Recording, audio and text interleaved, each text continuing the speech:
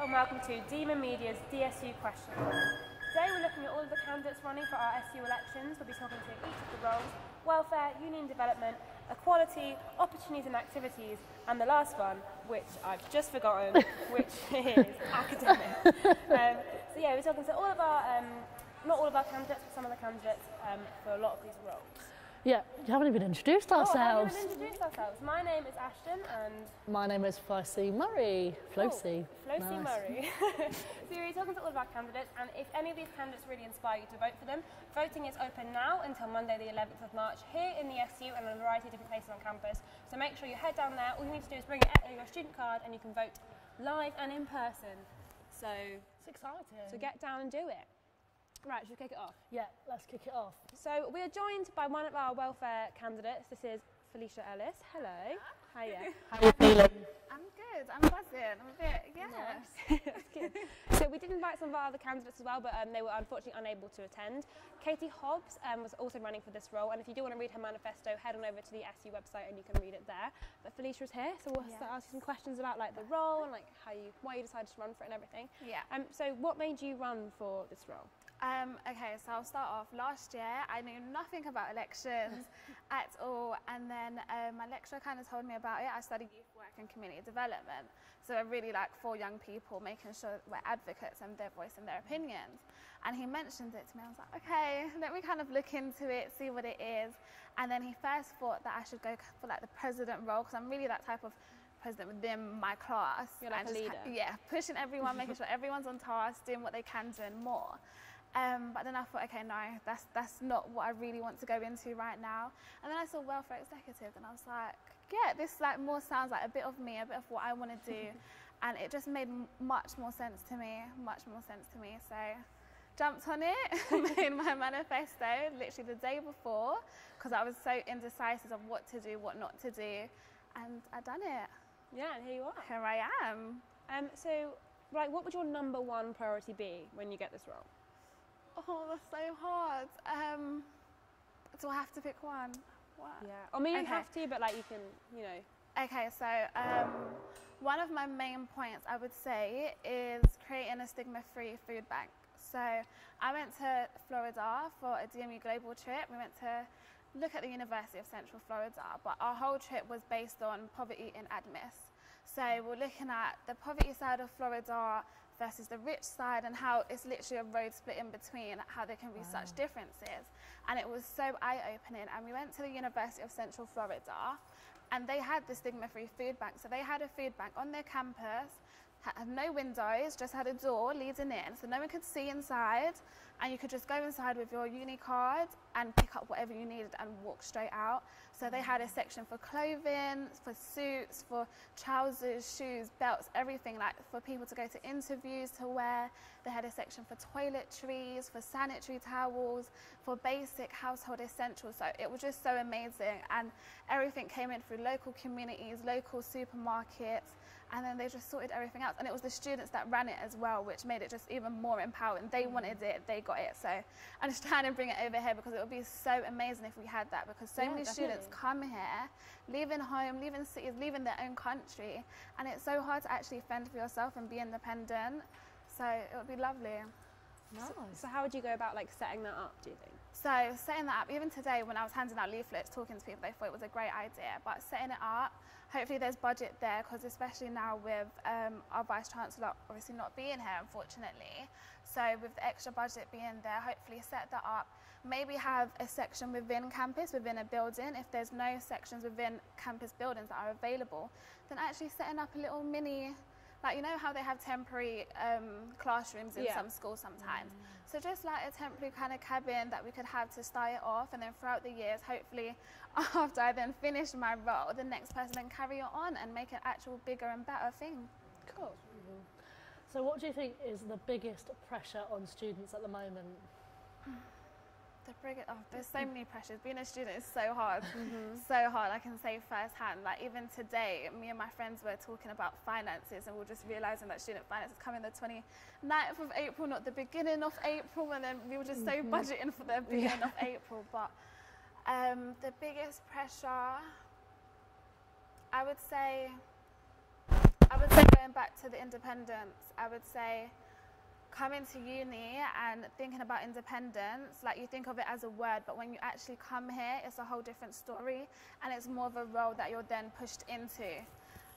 So I would think the biggest pressure is not being able to maybe fend for yourself, and sometimes it's actually asking for help. That's the hardest part of things, because so many people would rather sit there in silence than ask people for help, or go to find out my gateway and ask them for help, or just go out there and see what is there to access. And it's hard when people aren't shoving the availability of different institutions, different help sources out there to you. So kind of just lost, and it's upsetting to see students who are lost and don't know where to turn, what to do next, because they're not going to voice it if they're just staying in silence. Yeah. So you talk a lot about like mental health in your manifesto, and how like you intend on making that better for students, like making the access better. So is there like a certain way that you want to make it better? Is there a certain like idea that you have to be able to make it more accessible? Because obviously I've been through the mental health system here. I've been through my round of counselling that I'm entitled to, and I'm entitled to 2 per year of 6 sessions, which is an hour long, so 6 hours in total. And right now the waiting list is I think 9 weeks to be able to get an appointment, and they're fully staffed. Like there's so many students and there's not enough counsellors. How do you intend on like making it more accessible for people? I feel like the thing with mental health is that the support is there, but it's never enough. That's always what we're hearing 24/7, because I'm from London, so with CAMS, it's not even a week waiting list, it's months and months, and it's just back to the thing of feeling invisible. And I just want to let people know that that support is there, because some people don't even know that it's there.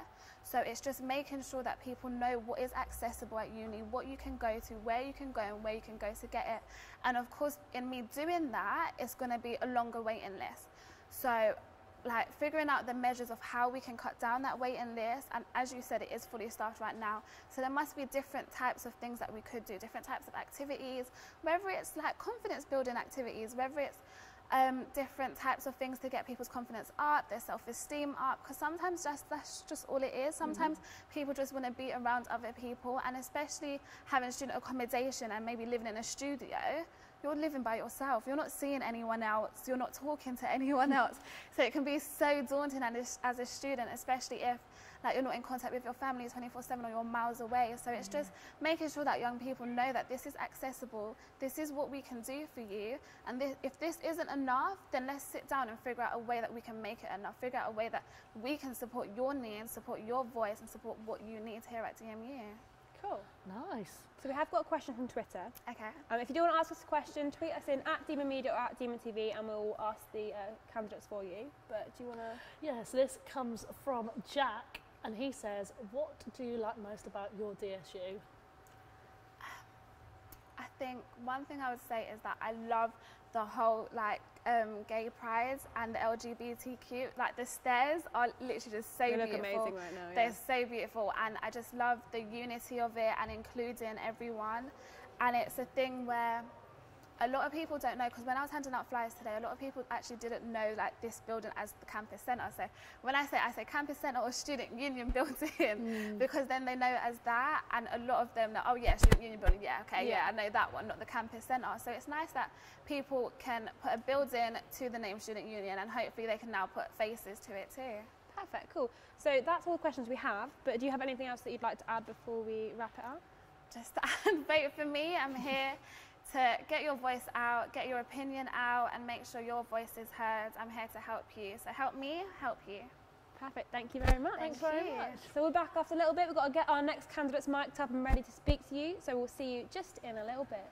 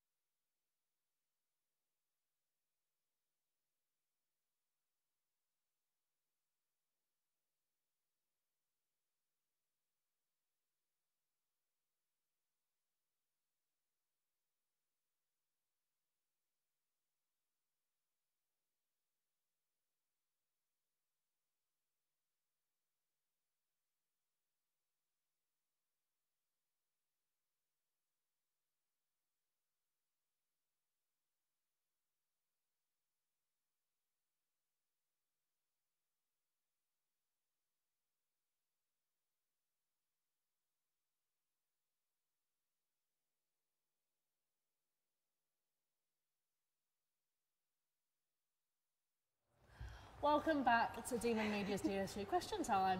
We're your hosts Flo and Ashton, and we are currently joined by Dia from Equality. From Equality. From Equality. Of Equality. She's running for Equality. That's what I meant to say. Yes. So there was two other and candidates. diversity. Equality and diversity. It's a twofer. So there was two other candidates running as well. There was Zainab Al-Hamar and Ria Pia were both invited to come, but they were unfortunately unable to attend. So you can read their manifestos online. But Dia is here, so we'll talk to you about yours. And like I said, we're not going to try and worry you. It's just to make sure that you know what's going on, everyone knows what you're talking about and that what you want to do. Okay. Cool. Right, so I asked this question earlier. So so what made you run for this position? So I'll be very honest, I've not been quite involved with the university as much as I would have liked to. In my first year, definitely. In my second year, I did run in the elections, but I had literally just heard of it, so it was very rushed for me. Yeah. But since then, I've kind of realised actually what the university can do for you and how much it can help you. Yeah. I've met some amazing new people along the way, and I think it's really helped me kind of bloom. It's my final year now, and I feel like I'm in a position where I'm able to run and I'm actually able to bring something to the university that has helped me so much. Yeah, like you've experienced a lot, so now you can bring it to the next definitely. group of people. So what kind of thing are you what have you learned that you can bring forward to the next It's just group of people? about being open and just being there to listen. There's actually a lot the university can do for you, but a lot of the time people don't talk or let anyone know that actually if you go talk to this person, we can get this done for you. We have so many facilities in place. I just want to make it more aware that actually I'm here, open ears. If we get elected into these roles, this is the potential and this is how far we can take it. Yeah. So, Fair enough. So what equality areas do you feel are a priority for DSU at the moment? At the moment, I think all areas need to be looked at equally, but one that stood out to me just from talking to people is BAME representation. Yeah. So quite recently has been Black History Month and LGBT History Month. Yeah. And unfortunately, I feel like some people felt like maybe they weren't represented as much. And it was great that DMU and DSU were able to acknowledge the two dates. But definitely there's something that maybe I need to pick up on, because after speaking to people, some people have said we would like more in these places. So that's where I'd like to focus at the moment. But definitely I am completely open ears to anything. So you want to make sure people who feel that they're not represented can come to you. Exactly. And ask, yeah. So is there any events or ideas that you have in mind that you can do? So my family are Hindu and Sikh, so I want to fall back on my own background as well. Like having some Diwali events are really cool. Yeah. I know every year we have Holi, which is really great. I've got a lot of Muslim friends who say going to during Ramadan, especially when they're international students, DMU is like a place that they can call home. So I really want to amplify that and make people feel proud of their heritage, Chinese New Year, and I definitely want to do a lot more for Pride Month because I love it. It's my favourite thing. It's great, yeah, it's full of rainbows and fun, so it's fine. So what plans do you have for ensuring engagement with students who are not studying on campus? So engagement with people who are not studying on campus, one of my things I want to do is have an open door policy. And especially if they're not on campus and they're not able to reach me, I need to have a social media presence where people can talk to me. I don't know how that's going to be yet, I've not thought that far, but I just want to have some sort of platform where anyone can contact me. And if they are off campus, I want us to be able to work together. Because I'm not off campus, I am on campus and this is where I am. I'd love to work with them directly. They can come to me, tell me, hey, this is where I'm struggling, this is where I need help. And then hopefully together we can kind of work out and find something. Yeah, cool. So this comes from Twitter, from Kelly, who asked that the recent PTS identified that disabled students are more likely to drop out than their non-disabled counterparts. How do you plan to address this? Well, Kelly. Fortunately, I am someone who's able-bodied and have never had to experience anything like that. So I'm really glad that you've actually brought this situation up, because this is something that I would love to take someone, so the disabled reps, for example, the part-time rep, that's something I'd like to work really closely with them. I, as an individual, wouldn't know what to do in that scenario because I don't know what it is that disabled students would need. So by working with the part-time reps and by listening to your voices online, hopefully we can come out with something together and find a solution that will work for everyone. Perfect. Cool. So speaking a little bit about the disabled rep there, so how would you best balance working with the liberation officers even, so like the BAME representative and women's rep? Well, there's 7 liberation officers and 7 days of the week, isn't it? Exactly, there you are. Perfect. That was quick and easier. So you have in your manifesto, you want to make sure people are heard, you want to close the gap between BAME students. So how would you prioritise your manifesto points going into like the next year? So my manifesto points, I've tried to keep them down to 3, and the 3 that I think need to be worked on the most. One being that I have an open door and I'm always there, so I feel like that should be an ongoing thing. But the second one I'd really like to do is host a BAME networking event, and that's something I'd want to get done by midway through my year, just before people start looking at placements, so perhaps before December. My gender and law lecturer actually threw out a statistic for me, and that was 15% of BAME students are less likely to get a 2-1 just due to their background. Wow. And I think that's quite mad. So working with the BAME rep for that especially, just so we've got a networking event so our students are able to fulfil their potentials. Yeah. So obviously Leicester's like one of the most multicultural cities like in the world. Do you think there's a way that you can use Leicester and the place we're in to better DMU and the DSU? Definitely. I actually was really lucky. I spoke to a postgrad student today who works very closely with the Jane Centre opposite, and she was very vocal about wanting to come in and actually talk about her faith and how and their lifestyle, because she says to her that there isn't enough representation in that. And like Narborough Road is just around the corner, and that's the most multicultural street in England. Yeah. Like definitely we need to be following on from that and inviting people in, so that's something I'd really love to do. Perfect, thank you very much. Well, that's all the questions we have, but do you have anything else that you'd like to say before we... No, just that I'll be there to listen. Cool. Perfect. Well, thank you very much for joining us. Sorry. Oh, we actually just got another question. No, we didn't. It's gone. It's gone off my head. As I read it, it's okay. Oh, it's here. Someone said, will you lower my tuition fees? From someone called Tom. He'd like, will you lower his tuition fees? Is what he'd like to ask. So, do you, like, obviously... Sorry, it's okay. No, don't worry. I've lost my voice. But yeah, so obviously tuition fees are like a big thing that everyone's worried about, and obviously a lot of students from harder backgrounds suffer a lot with paying off because they don't have their parents to go to. So obviously you can't lower tuition fees, but is there any way that you think that you can help? You can ask, yeah. You can always ask and see what can be done. Perfect. Well, yeah. So we'll let you go and clear your throat. We will be back soon with the union development role, so stay tuned.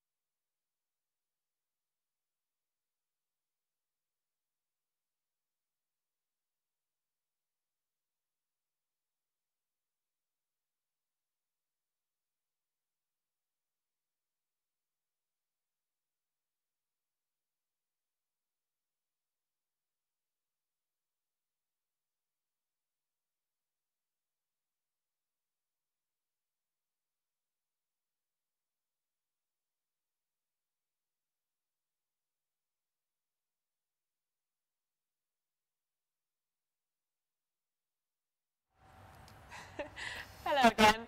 Every time they count down, I'm always in the middle of doing something. That time I was like in the middle of taking a drink of water, almost threw it over myself, so that's always good. I'm sending a text, but welcome Hello back again to DSU Question Time. We are your hosts, Ashton and Flo, and right now we've got the Union and Development Executive candidates. Nailed it. That's the one, Nailed it. Kate Askew and Neil Katie were all Katie? We're bad Sorry, at names. Neil, if you want to look on the website to find the manifestos, because they're unable to attend today, but they were invited. So do have a look online for their manifestos. But we will talk to the candidates who are here. We have Chloe, we have Mark, and we have Robert. Hello, everyone. Hi. So, Chloe, can you give us a rough idea of what this role kind of is? Because it's a brand new role this year. Just give us a little summary. Oh, it is an open question, so you can all put your own input in for this one. As far as I'm aware, it's essentially a presidential and managerial role. So it's all about running the union and making sure that all of the roles are doing what they need to and making a better environment for the students at DMU. Do you guys have anything else to add to that one? Yeah, it's as the name says, it's developing the union, developing its reputation, its standing, not just in the university itself, but for the external view of DMU. And it promotes all of that kind of thing around it by just enhancing the student experience, I guess, at De Montfort. I mean, that includes the inside of the building as well, as far as I'm aware. So, like the uni shops, we're accountable for those, where the other roles I don't think are so much. Yeah. Okay. Cool. So, what made you guys want to run for this role? We can go down the line if you want. Yeah, I'll start. I have previous experience with the union, at a slightly smaller scale at college level. And honestly, it was one of the most enjoyable experiences in my time at college. And I just love the environment that unions create for students in their college, unis, whatever. And it's just something that I really feel passionate about and want to be a part of. Cool. I think the union is like an important part of pretty much every university. I don't really have much experience with it, but recently a lot of stuff's been going on. There's been a lot of allegations about the university and how it's been getting worse. I want to fix that. I want to help the union help the university develop. Cool. Similar to Mark, I believe that the university needs to change, and I think that there's been problems with the university, not just this year, but in the previous years. I'm a third year student for economics and politics, so I've been here for a while. I've seen problems maybe develop and get worse in the previous years, and I think that the university needs to change. I think I'm the best candidate to be able to provide that change to not just myself, obviously, but to the students as a whole and the student body. And I think that will be a benefit if, of course, I'm elected. Cool. So, Chloe, you've highlighted a lot of things that need changing in your manifesto, but where are you going to find the money for these? Well, a lot of the things that I've thought about implementing are in fact pretty much free. One of my main objectives, if I get elected, is bringing in a clearer communication between student body and student union. So, other than booking a room, my idea of having a faculty forum for course reps and society leaders to bring forth issues that they feel strongly about is pretty much free. Fair enough. So, you guys both talk about the VC in your manifestos and how the allegations were made against him and the pay rise that he received was wrong, in your opinion. Do you not think that dwelling on this and keeping on the VC who has now left, we still don't know why he left, we still don't know the situation regarding his resignation, do you not think dwelling on his on him and his what happened is negative? Because the students coming in September, our new first years, will have no idea who he is and we'll have no idea what happened. So do you think we should not move on more positively, or should we hold back and do you want to go first? Yeah, I'll go. Well, with all due respect to that question, it's very much a burning and continuing issue. There's still stuff coming out now about what's happened, problems that I'm sure many students at DMU are concerned about the finances and stuff, about where the money came from, where it went, why it was awarded, all of these other issues.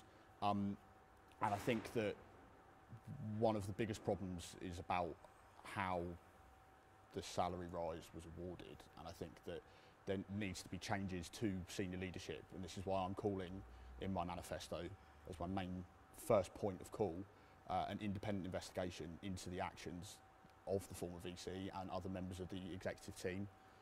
And I know other students that I've spoken to today and on Monday in my campaign feel very passionate about the fact that this needs to happen, and providing on what results come out of it, further action possibly. It depends, and it also depends how long an investigation takes. It might take 18 months, and I might not be the union development executive by the time the results come out of it. I don't want to kind of disrespect Rob's manifesto, but when I read it, it kind of came across like the investigation into the Vice-Chancellor. And like, that's kind of already passed, like you say, but also like Rob says, upper management in general still has a lot of allegations against it. I've still heard a lot of stuff that I think needs to be looked into more, which is why I was specifically going for an independent auditor against upper management. So Dominic, the alleged things and the things that have been proven that Dominic Shellard did don't happen again. I think that we do need to hold the memory of that. I did say it wasn't just Dominic. Oh yeah, I know. It was the executive Oh board. yeah, I know, and but other my members of point the being leadership that team. the looking into Dominic, Do you want I think it's a bit past that now, but that's just my opinion.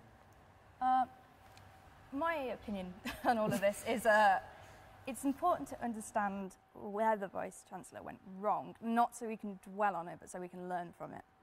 I think it's important to understand where the money is going, what management is doing with the university, not so we can point fingers, but so we can look at it as a university as a whole and adjust figures.